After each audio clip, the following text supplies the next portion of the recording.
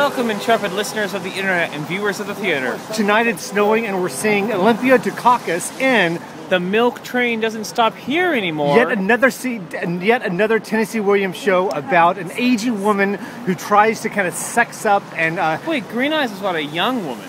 Yes, but this is about an older woman that tries to pick up a younger man. For Tennessee Williams being the way that he was, he sure wrote a lot of plays about sexy, sexy women. Well, let's see if this satisfies our need for a sexy, sexy older woman. Andrew will be back.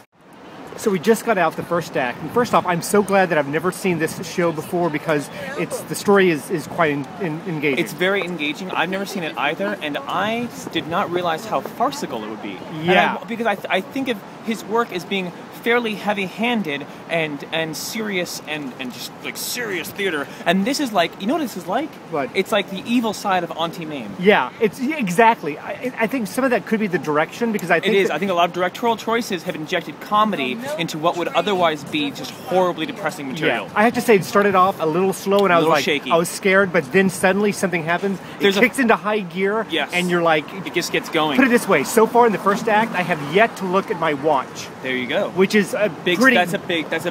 Exactly. That's high praise for any show. The only missteps that happened where people stepped on their lines or possibly forgot their lines, they did so in character. Exactly. And that's the mark of a good actor. If they drop something that they weren't supposed to drop, they pick it up in character. Let's go back to see Act 2. We'll see after that. Just got out of the second act. The show is over. I have to say, we talked a lot about the acting during the intermission. I have to give kudos to the set designer. The set was gorgeous, I thought. Really? With the exception of one particular prop. There's a central figure, a mobile, which is a metaphor for something. It's hideous. Is it supposed to be beautiful? I think it's supposed to be modern. It's supposed to be like modern art. Well, it's bad modern. Another reference besides Auntie Mame, which is a great reference. It's also Grey Gardens if there was only one sister.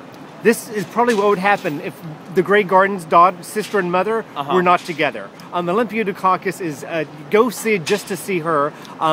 She's pretty tremendous. She is pretty tremendous. Don't read anything about the story. Just go and let the story unfold. Let it happen to you. You know what? Honestly, I felt a little bit like when I was younger, and I used to get dragged to see Shakespeare. Yeah. And I didn't really understand what was happening, but I let the words sort of wash over me. True. It took on a sort of mystical quality towards the end. It did get mystical. I literally stopped hearing the meanings of the words and simply admired the shapes and colors moving about on the stage. That might sound a little bit bizarre. Just like the mobile that he made on the corner. Oh, it did make sense metaphorically. Exactly.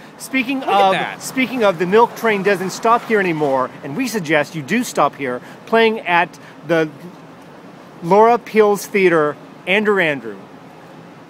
And one more thing. Olympia Dukakis rules the show.